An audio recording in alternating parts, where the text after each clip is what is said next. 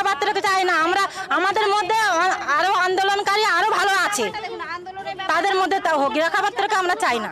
এগুলো একটুখানি সবার সঙ্গে পরামর্শ করা উচিত ছিল, যেহেতু আন্দোলন সবাই মিলেই করেছে, নিশ্চয়ই একা কিছু করতে পারে। এই নিউজটি নিবেদন করছে কসমো বাজার।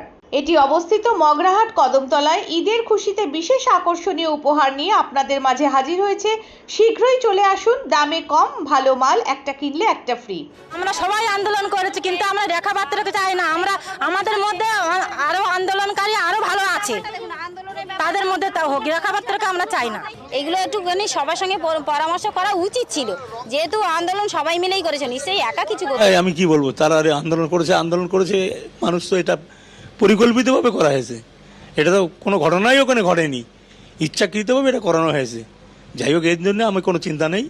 মানুষ আমাদের সাথে আছে, আমাদের সাথে থাকবে। সে দাঁড়িয়েছে আশা নিয়ে, সে জিতুক, সে 7টা বিধানসভা চিনুক আগে, তারপর জিতবে।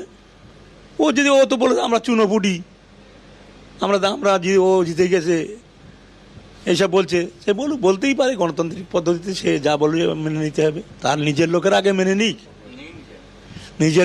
মেনে নিক, তার প্রার্থীর পদ নিয়ে বিক্ষোভ হচ্ছে, সে জেতা তো দূরের কথা, সে কত ভোট পাবে ইলেকশনের 4 দিনে, জুন মাসের 4 দিনে দেখবেন।